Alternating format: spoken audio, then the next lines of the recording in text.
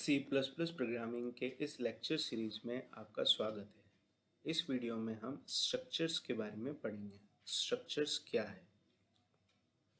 Structure एक simple collection है variables का। अभी तक हम वेरिएबल्स को इंडिविजुअल डिक्लेयर करते थे, जैसे हमने लिखा इंट आई और फ्लोट एफ। ओके, अब हम क्या करना चाहते हैं कि इंट और फ्लोट या और किसी टाइप के जो वेरिएबल्स है, इनका एक कलेक्शन बनाना चाहते हैं। इन कलेक्शन में हम इनको इंडिविजुअल ना एक्सेस करते हुए एज ए मेंबर एक्सेस करते हैं। ये जो वेरिएबल होते हैं स्ट्रक्चर में अलग अलग टाइप के हो सकते हैं। इंट हो सकते हैं, फ्लोट हो सकते हैं, या फिर खुद एक स्ट्रक्चर हो सकते हैं। यहाँ पर स्ट्रक्चर में हमें जो एक फ़ायदा मिलता है वो अरे में नहीं मिलता है। अरे में जो वेरिएबल्स होते हैं वो सेम टाइप के होते हैं। स्ट्रक्चर्स के अंदर हम वेरिएबल्स को दोनों टाइप के, मतलब कि मोर देन वन टाइप हम यहाँ पर यूज़ कर सकते हैं। जितने भी डेटा आइटम्स होते हैं स्ट्रक्चर के, वो सब क्या कहलाते हैं? मेंबर्स कहलाते हैं। जो स्ट्रक्चर का सिंटैक्स है वो लगभग क्लास जैसा ही होता है। अब आप बोलेंगे फिर क्लास की क्या ज़रूरत है?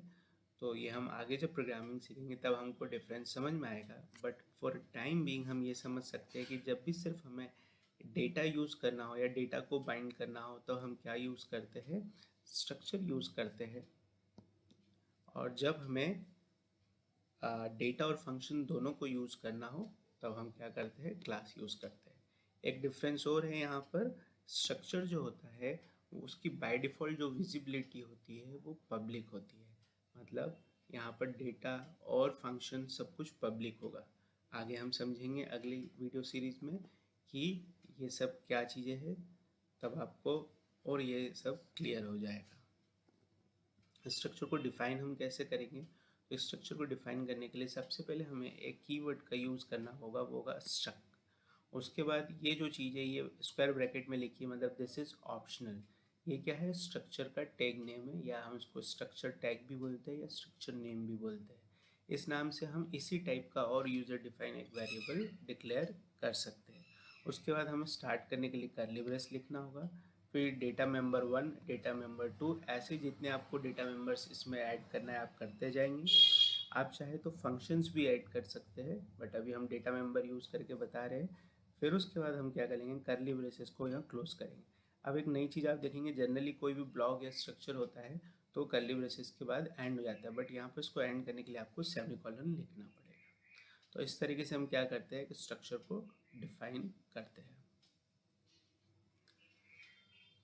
अब ये जो स्ट्रक्चर का हमने अभी यहाँ टैग नेम यूज़ किया है वो एज ए ब्लू प्रिंट काम करेगा, मतलब with the help of that tag. ये जो टैग है इसकी मदद से आप क्या कर पाएंगे?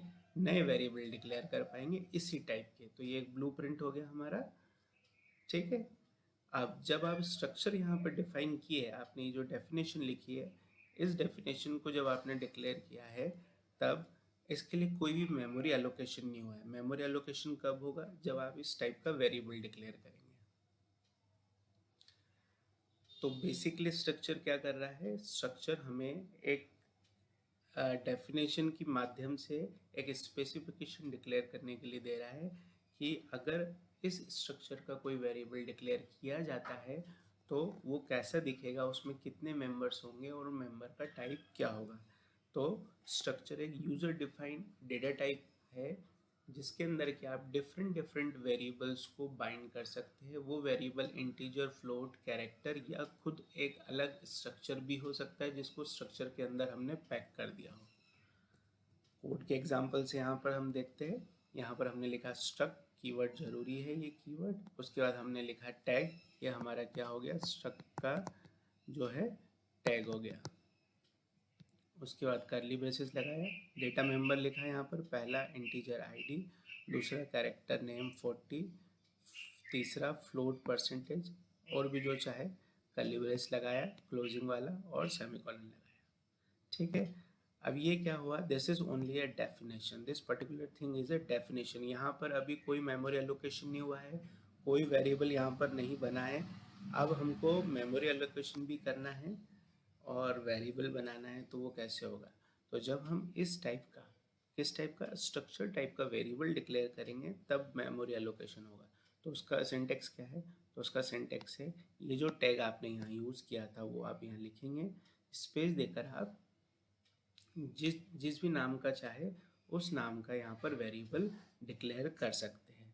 जैसे मैं चाहूँ तो मैं ऐसा भी डिक्लेयर कर सकता हूँ, ये भी एक वैलिड आपका सिंटेक्स होगा। ठीक है, कि आप क्या कर रहे हैं, उस टाइप का जो आपका स्ट्रक्चर है उस स्ट्रक्चर टाइप का एक वेरिएबल आपने यहाँ पर डिक्लेयर कर दिया है। अब इसमें क्या होगा, इसमें आपकी ये तीनों मेंबर जो डेटा मेंबर थे, ये 1, 2 और 3, ये तीनों आपको यहाँ पर इसके अंदर अवेलेबल हो जाएंगे। अब एक कोड एग्जांपल देखते हैं इसका। कोड के अंदर हमने लिखा है इंक्लूड, फिर हमने लिखा है यूजिंग नेम स्पेस std, फिर स्ट्रक्चर कीवर्ड यूज़ किया। ठीक है, यहाँ पर स्टूडेंट इसका नाम रखा है, कर्ली ब्रेस लगाया, 3 डेटा मेंबर लिए, कैरेक्टर, इंटीजर और फ्लोट, इनके नाम रखे हैं नेम, आईडी और परसेंटेज, सेमीकोलन लगा के क्लोज किया। मेन फंक्शन में आए, मेन फंक्शन में एक हमने स्टूडेंट टाइप का एक वेरिएबल डिक्लेयर किया है जो कि क्या है, उसका नाम हमने क्या रखा है, दीपक। ठीक है, अब उसमें हमने क्या करा है, तीनों मेंबर के अंदर डेटा एंटर करा लिया, सी आउट एंटर द नेम, उसको हमने स्टोर कर लिया दीपक के नेम में। अब जब हम इस स्ट्रक्चर का जब मेंबर को एक्सेस करते हैं तो वो डॉट ऑपरेटर से करते हैं। मतलब कैसे, जैसे कि ये स्टूडेंट, अब इसका मेंबर एक्सेस करना है तो डॉट लगा के जो भी मेंबर का नाम है, नेम, आईडी, परसेंटेज, वो हम यहाँ लिखेंगे। जैसे अभी के लिए आईडी है ना, नेम लिखना है तो फिर अगर उस मेंबर को एक्सेस करना है तो नेम लिखना पड़ेगा। तो इस तरीके से ये काम होता है। ऐसे हमने यहाँ पर ये आईडी एंटर कराया यूज़र का, फिर हमने परसेंटेज एंटर करवा लिया है, फिर हमने ये जो भी डेटा रिसीव किया था उसको हमने स्क्रीन पर प्रिंट करा दिया है।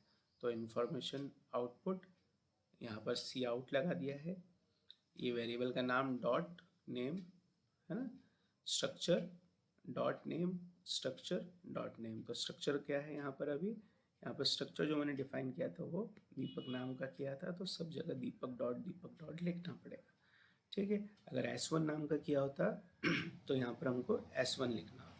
परसेंटेज रिटर्न 0, इसको रन करेंगे तो आप रन करेंगे तो ये देखिए, सबसे पहले इसने पूछा क्या, एंटर द नेम, हमने नेम एंटर किया, आईडी नंबर एंटर किया, फिर परसेंटेज एंटर किया। उसके बाद जैसे हम एंटर प्रेस करते हैं तो आउटपुट जो हमें दिखेगा, ये जो हमने एंटर किया था ये आउटपुट देखिए आप, ये हमें दिख रहा है। तो यहाँ पर हमने अभी क्या समझा, हमने स्ट्रक्चर कैसे डिक्लेयर करेंगे ये हमने समझा। डेफिनेशन में क्या अंतर होता है, डेफिनेशन जब डिक्लेयर की जाती है तो मेमोरी एलोकेशन नहीं होता है। मेमोरी एलोकेशन तभी होगा जब उस स्ट्रक्चर टाइप का वेरिएबल डिक्लेयर होगा। आप इसको ऐसे भी समझ सकते हैं, जब हम किसी भी वेरिएबल को डिक्लेयर करते हैं जैसे इंट आई, तो इंट आई लिखते से क्या होता है, वेरिएबल के लिए जगह मिल जाती है मेमोरी में, पर वहाँ पर डेफिनेशन पहले से दे रखी है। इंटरनल डेफिनेशन कंप्यूटर सिस्टम के अंदर हमारे लैंग्वेज की पहले से अवेलेबल है, तो इसलिए वहाँ पर डेफिनेशन और डिक्लेरेशन नहीं होता है। और स्ट्रक्चर में हम, क्योंकि एक यूज़र डिफाइंड डेटा टाइप है, तो यहाँ पर डेफिनेशन भी हम देते हैं कि ये कैसे दिखेगा, कैसे काम करेगा, और उसकी जो मेमोरी हमको यूज़ करने की जब बात आती है या उस डेफिनेशन को यूज़ करने की बात आती है तो हमको एक वेरिएबल डिक्लेयर करना पड़ेगा, और वो वेरिएबल की मदद से हम क्या कर सकते हैं, उन सारे डेटा मेंबर्स को एक्सेस कर सकते हैं जो कि उस स्ट्रक्चर का मेंबर था। तो जैसे ही हमने उसका वेरिएबल डिक्लेयर किया वैसे ही मेमोरी एलोकेशन हो गया। अगले वीडियो में हम देखेंगे कि इनको इनिशियलाइज कैसे करेंगे और स्ट्रक्चर के अंदर स्ट्रक्चर हम कैसे मेंबर की तरह यूज़ कर सकते हैं।